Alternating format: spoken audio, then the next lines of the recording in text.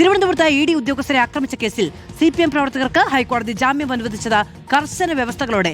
1 ലക്ഷം രൂപയുടെ 2 ആൾജാമ്യം നൽകണം. 10,000 രൂപ വീതം പ്രതികൾ മജിസ്ട്രേറ്റ് കോടതിയിൽ കെട്ടിവെക്കണം.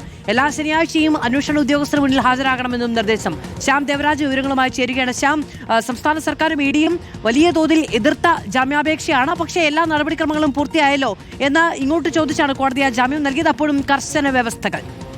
മധു, കർശനമായ ജാമ്യവ്യവസ്ഥകളുടെയാണ് CPM പ്രവർത്തകർക്ക് ED ഉദ്യോഗസ്ഥരെ ആക്രമിച്ച കേസിലെ CPM പ്രവർത്തകർക്ക് ഹൈക്കോടതി ജാമ്യം നൽകുന്നത്.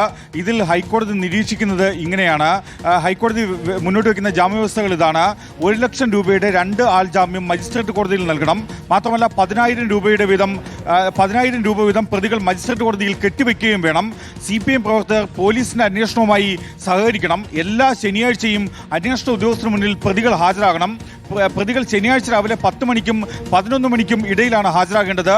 അന്വേഷണ ഉദ്യോഗസ്ഥൻ ആവശ്യപ്പെടുമ്പോഴും പ്രതികൾ ഹാജരാകണമെന്ന നിർദ്ദേശവും കൂടി ഹൈക്കോടതി സിംഗിൾ ബെഞ്ച് നൽകിയിട്ടുമുണ്ട്. മാത്രമല്ല കന്റോൺമെന്റ് അസിസ്റ്റന്റ് കമ്മീഷണറുടെ അധികാരപരിധിയിൽ പ്രതികൾ പ്രവേശിക്കരുത് എന്ന നിർദ്ദേശവും കൂടി ഹൈക്കോടതി നൽകുകയും ചെയ്യുന്നുണ്ട്. ഈ ജാമ്യം നൽകിയ ഉത്തരവിൽ ഹൈക്കോടതി നിരീക്ഷിക്കുന്നത് ഇങ്ങനെയാണ്: ആക്രമണത്തിന് ഇരയായവർക്ക് ഗുരുതരമായ പരിക്കുകളില്ല. പ്രതികൾക്ക് CPM പ്രവർത്തകർക്ക് മുൻകാല ക്രിമിനൽ പശ്ചാത്തലമില്ല. മാത്രമല്ല ഈ കേസിന്റെ അന്വേഷണം, പോലീസിന്റെ അന്വേഷണം അവസാന ഘട്ടത്തിലാണ്.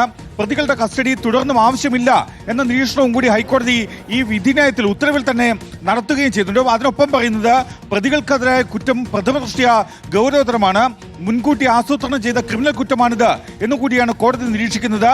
രാവിലെ ജാമ്യം നൽകുമ്പോൾ തന്നെ കോടതി നിരീക്ഷിച്ചിരുന്ന ഏറ്റവും പ്രധാനപ്പെട്ട കാര്യം പ്രതികൾക്കെതിരെ വധശ്രമം പ്രഥമദൃഷ്ട്യാ നിലനിൽക്കില്ല എന്ന വാക്കാൽ കോടതി നിരീക്ഷിച്ചിരുന്നു. ഒപ്പം ED ഉദ്യോഗസ്ഥരുടെ പരിക്ക് ഗുരുതരമല്ല എന്നുകൂടി സിംഗിൾ ബെഞ്ച് നിരീക്ഷിക്കുകയും ചെയ്തിരുന്നു. പ്രതികൾ 67 ദിവസം കസ്റ്റഡിയിലുണ്ടായിരുന്നു.